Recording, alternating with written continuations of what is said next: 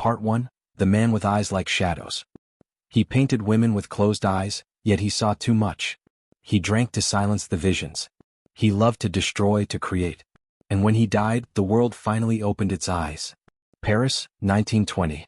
The morning fog still clung to the cobbled streets of Montparnasse like a dying ghost, reluctant to let go of the night. A figure stumbled through the mist, thin as a branch, elegant even in ruin. A man in a long black coat, his hair wild, his fingers stained with ink, absinthe, and ash. It was Amedeo Modigliani, and he was dying. Not just from tuberculosis, but from everything. The cold, the poverty, the madness of chasing beauty through a world that didn't care to see it. For years, he had painted women with impossible necks, men with hollow eyes, visions of loneliness on stretched canvases. And still the galleries laughed. The collectors passed. His daughter cried from hunger. His mistress wept in the dark. And yet he kept painting. But let's go back.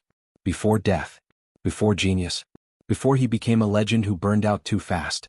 Part 2. The Red Veil and the Green Absinthe. Paris, 1909. The city breathed in oil and smoke, its rooftops glowing amber in the dying light of day. In Montmartre, artists spilled out from cafes like spilled paint, wild, luminous, unpredictable. And Modigliani, with a cigarette between his lips and fire in his eyes, staggered into this canvas like a brushstroke too bold to be erased. He was thin as a shadow, with eyes like blackened pearls and a scarf wrapped around his neck like a noose he forgot to tighten. His hair curled in devilish disarray, and when he laughed, which was rare, it sounded like broken glass catching moonlight. He moved into a damp studio on Rue Caulaincourt. It was barely more than a hovel, cracked walls, no heat, and a mattress stained with stories no one dared retell. Yet it was perfect. In its silence he began to paint again, not to sell, not to impress, but to survive. He painted women, endless women. Long-necked, dream-eyed muses with faces stretched like prayers, their bodies liminal, suspended between modesty and ecstasy. The streets whispered that Modigliani was mad. He was always drunk, always coughing blood into a stained handkerchief, always looking like a man one heartbreak away from the void. But he had discovered something, the face beneath the face. He painted not what was but what trembled beneath skin. He'd stare into a model's soul until she couldn't meet his eyes, then paint her as if she'd just confessed everything. His nudes were scandalous, not because of the skin but because of what the skin couldn't hide. When he exhibited them in 1917 at Bert Weil's gallery, police shut it down the same day. Obscene, they said. True, he whispered back. He met Beatrice Hastings in 1914, a writer, poet, and sharp-tongued provocateur with hair the color of sin. She was as wild as he was, and their love burned like magnesium, brilliant, violent, short-lived. She smashed plates. He shattered bottles. Their fights echoed through Montparnasse like thunder rolling down cobbled alleys. But she believed in his genius. She paid his rent. She sat for him again and again, becoming both muse and mirror. In his portraits of her, she is divine and defiant, regal and ruined. He painted her with lips tight, eyes distant, as if she knew something even he did not. And maybe she did. Because the truth was catching up to him. The tuberculosis had returned. It was always there, hiding in his lungs like a coiled snake. But now it hissed louder, and sometimes he'd wake coughing up more crimson than breath. Doctors told him to rest, to stop drinking, to stop painting. But he only laughed. Without wine, without women, without canvas, who am I? He began taking absinthe, mixing it with hashish and dreams. In the green glow of hallucinations, his colors became bolder, his lines cleaner. He'd paint until dawn, then stumble into cafes reeking of turpentine and genius. Pablo Picasso, who met Modigliani in those years, once said, "He was the only one among us who looked like an artist." But even Picasso knew, Modigliani was too bright to last. In 1916 he met Leopold Zborowski, a young art dealer who saw in him not a mess but a movement. Zborowski gave him supplies, models, food, and most importantly, hope. Modigliani began to paint again with purpose. The faces multiplied, each more haunting than the last. They lined the walls of his studio like silent witnesses to a man slowly unraveling. But then Jean Hebuterne. She was 19. A shy art student with hair like night rain and eyes that remembered sorrow before she ever knew it. She walked into his studio one morning and never left. He called her douceur, sweetness. She called him maudit, the cursed one. He painted her dozens of times. In all of them she is quiet, ethereal, unreadable. She became his anchor, his confession, his undoing. but he was already dying. Part 3, The Abyss and the Flame. In the spring of 1917, Paris seemed to dance on the brink of madness. War still clawed at the borders, and yet the cafés of Montparnasse overflowed with wine, talk, and music. Matisse held court in his atelier, Picasso shifted into new angular madness, and a tall, gaunt man with piercing eyes and a tragic grace wandered the streets with a bottle of absinthe in one hand and his portfolio in the other, Modigliani.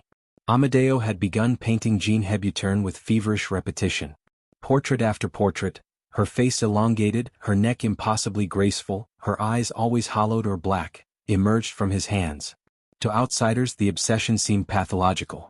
To Amedeo it was simply inevitable.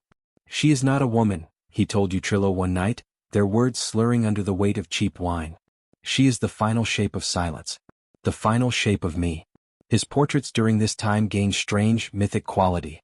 The sitter's eyes, empty or blind, became windows into a realm deeper than sight. His nudes, scandalous in their full frontal honesty, were simultaneously erotic and sacred. When he held his first and only solo exhibition in Paris in December 1917, the police shut it down within hours, deeming it obscene. But it was not obscenity, it was naked truth. His paintings stripped flesh from myth, identity from ego. They were not just portraits, they were autopsies of the soul. The spiral. Behind the genius, however, was a body that betrayed him. Tuberculosis, the old curse that had followed him from Livorno, grew stronger. The coughing fits worsened, blood spattered his canvases and fever burned through his nights. He painted anyway. He drank anyway. He lived like a candle tilted toward its own flame.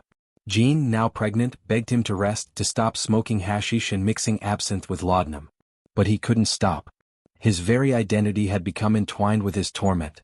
The pain sharpened him, drove his art. And more than anything he feared mediocrity. "You don't understand," he whispered to Jeanne one night, eyes sunken and hands trembling.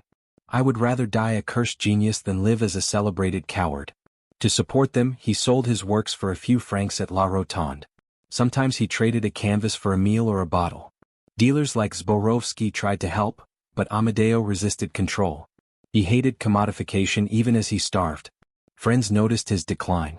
His cheekbones jutted like blades, his eyes grew duller, and he would disappear for days into the underbelly of Paris, emerging hollow-eyed and raving about color and death.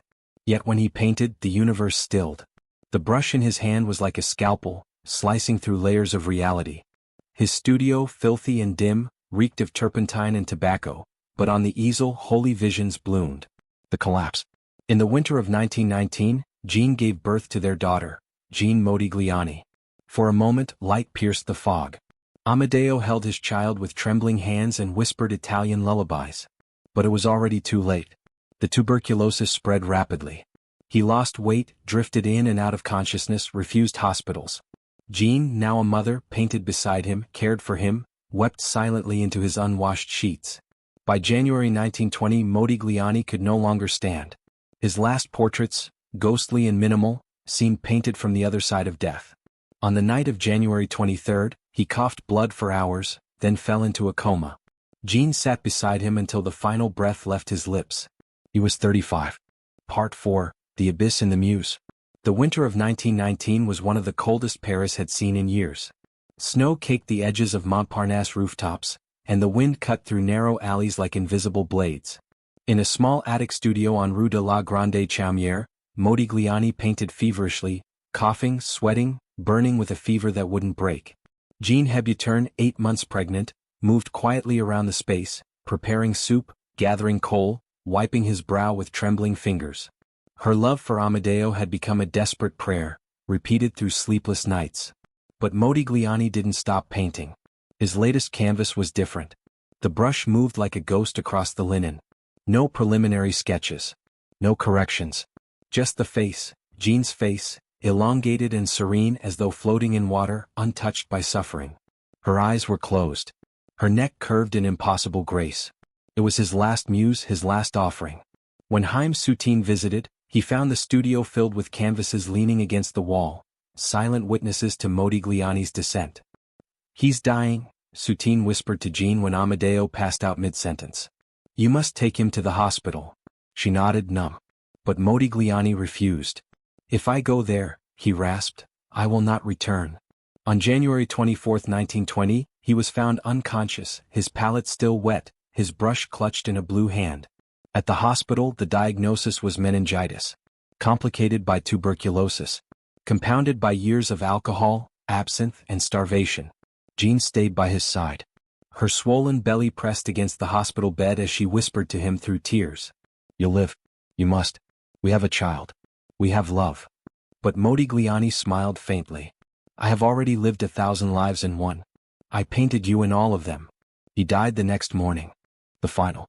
Jean Hebuterne stood alone at the window of her parents' apartment. Her face was pale, blank, the silence inside her louder than the cries of grief around Modigliani's death. She didn't eat, didn't speak. Her family pleaded, begged, shouted. But Jean's eyes stared only at the sky beyond the rooftops of Paris. On January 26, less than 48 hours after Amadeo's death, Jean Hebuterne climbed to the 5th floor, stepped onto the ledge and jumped. She was just 21, 8 months pregnant. The newspapers told of the lovers united in death, romanticizing the double tragedy. But behind the headlines lay something far more haunting, the full stop at the end of an unfinished symphony. Their baby girl, Jean Modigliani, orphaned before she was born, was taken away and raised by relatives.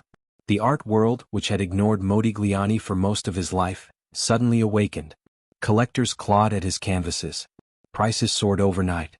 The very galleries that once rejected his work now celebrated his genius. And those who mocked his lifestyle called him the tragic prince of Montparnasse. Amedeo Modigliani was buried in Père Lachaise cemetery. A few days later, Jean was laid beside him, after her conservative family finally relented. On their tombstone the inscription reads, "Struck down by death at the hour of glory." And though Modigliani died in poverty, it was in that poverty that he found something richer than most ever do: absolute devotion, a love that transcended suffering, and a voice that never stopped painting the soul of humanity, even as his own soul unraveled. His art lives, not as static objects on museum walls but as whispers. Whispers of longing, of pain, of ecstasy and failure. Each painting a testament to a man who burned like a star that knew it would never last. The crooked necks, the closed eyes, the melancholic grace, they are not distortions. They are reflections of a world too fragile to look directly into.